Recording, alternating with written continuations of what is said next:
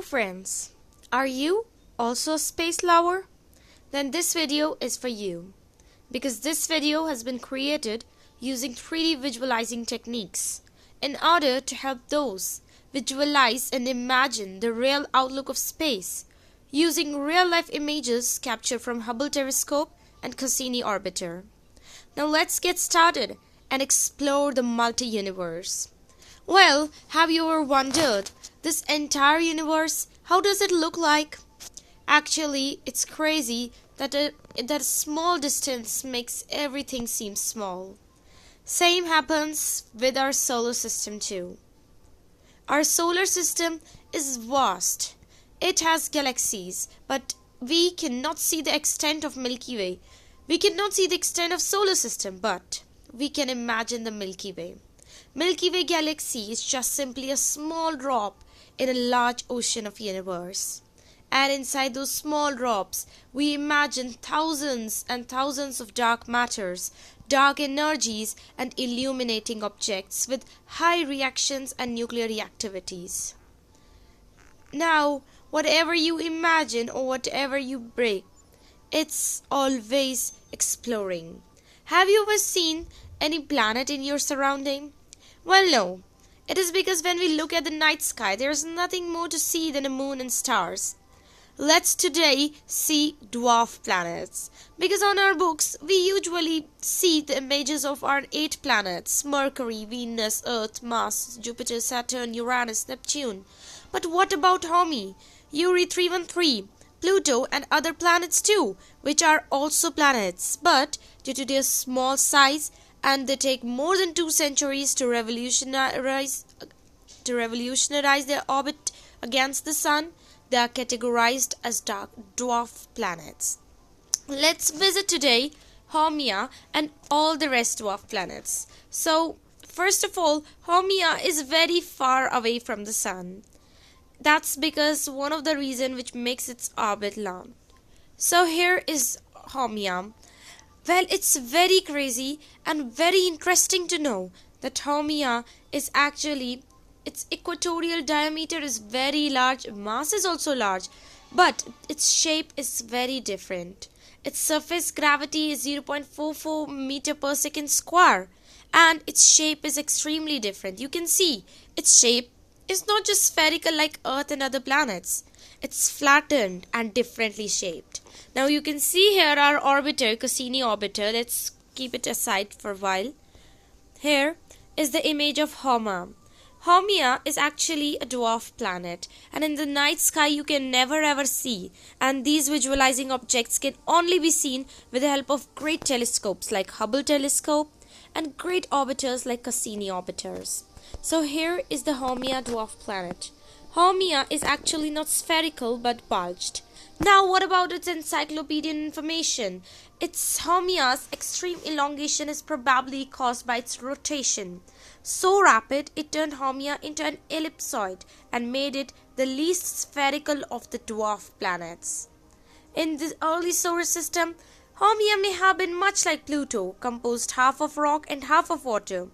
Billions of years ago, a large object is theorized collided with the body, knocking most of the surface ice away and imparting a rapid spin to the dwarf planet. I hope this Haumea has really catched your attention. Now let's see and let's move to the next thing. Well, what about the Pluto? Have you ever wondered about Pluto? Well, Pluto is also a great planet. Let's visit Pluto and let's see what it looks like. Woo, it's very large and so away from us. Here is the Pluto. So what's the structure actually? The structure of Pluto is composed of ice, watered ice, nitrogen ice and dense solid rock. Pluto's surface is remarkably varied with large changes in both brightness and color. You can see the color from outwards, it's just like fade, but when seen from the other sides, it's actually dazzling with watered ice. The color varies between charcoal black, dark orange and white. The surface of Pluto is thought to be composed of more than 98% nitrogen ice. That's why its nitrogen ice is present over its crust. As Pluto approaches the Sun, it is believed that these ices sublimate to form a thin atmosphere. That's incredible. Mantle. It's possible that the heat caused by radioactive decay of minerals may have created a subsurface ocean of liquid water. Really, it looks simply like an ocean. The decay of radioactive minerals have heated the ices enough for the rock to separate from them and settle into a dense core, as you can see. Now let's see and let's imagine another dwarf planet. This was all about Pluto and some of its tilted. Like Uranus, Pluto is lying on its side with an axial tilt of 180 degrees, leading to extreme seasonal variation. As its solstice, 1/4 of the planet is in continuous daylight and 1/4 in continuous darkness. Pluto has 5 known moons: Charon, Nix, Hydra, Kerberos, and Styx. Pluto and Charon are sometimes described as a binary system, which the barycenter of their orbits does not lie within their entire body. Discovery in 1930 by astronomer Slide Tombaugh.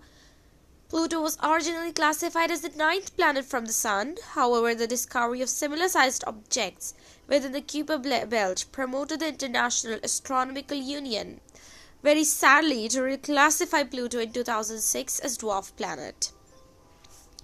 Now, let's again come out and let's observe some of the various types of dwarf planets. Let's move to the Eris. Well, Eris is a great dwarf planet and very vast away from Sun and our solar system. Well, now here is Eris. The diameter, the structure, nothing is yet known to us about Eris. Eris has a lot equatorial diameter, mass, and rotational period. It takes 1.08 day to complete its rotation, and for solar orbit period, it takes 560 years to rotate around the Sun. It was discovered in 2005 January. Eris is the furthest planet from the Sun. It is also known as the most massive and the second largest known dwarf planet in the solar system. As the 9th largest, most massive object known to directly orbit Sun, Eris was briefly referred to as the 10th planet. Eris was officially classified as dwarf planet in August 2006. Its highly eccentric orbit takes Eris up to over 3 times as far from the Sun as Pluto. Apart from long-period comets, Eris and its moons are currently the most distinct known natural objects in the solar system. That's great. Eris is often so far from the Sun that at times its atmosphere collapses and freezes on the surface in an icy glaze. Let's now not know more about Eris. Let's first have a look over other planets too. So, another dwarf planet that we all must be seeing, it's Makemake. You must not have known its name since the past times, but Makemake is a great planet. It's a dwarf planet actually. These all planets are small, but not smaller than size from each other. So here is the Makemake. It's a dwarf planet. So Makemake's surface is covered with large amounts of almost pure methane ice, which makes the dwarf planet appear reddish brown in color. And that's the thing which makes it filled with toxic gas. Makemake and Sedna, the least well known of the largest trans-Neptunian objects. The discovery of the only known moon of the dwarf planet Makemake, officially named S2015-1, using the Hubble Space Telescope in 2016, allowed Makemake's mass to be determined. Now let's again see the solar system. And now what else we all want to know is again the dwarf planet, and let's move to the last dwarf planet, that's Ceres.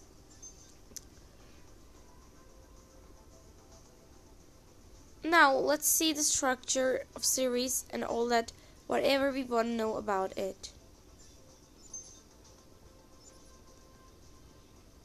So here goes the Ceres.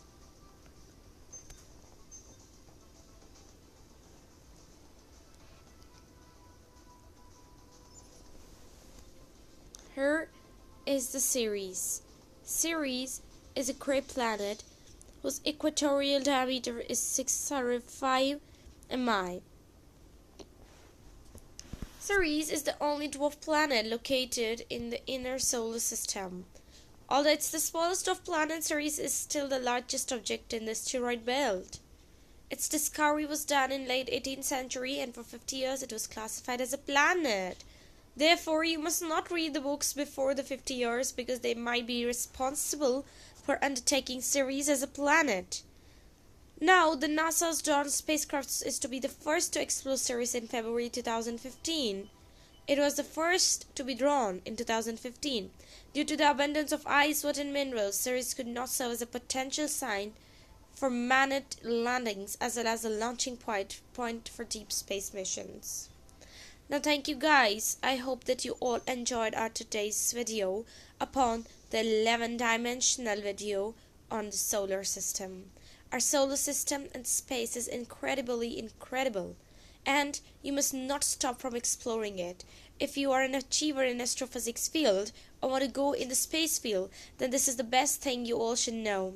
You should have love firstly for the universe, for the space missions, and the knowledge about the dark matters and these unknown objects in the deep spaces. Thank you all. Next time we are just about to upload other videos and try our best to bring high quality resolutions and our all best knowledge to you in order to gain your attention for your future studies. Thank you all. Stay blessed.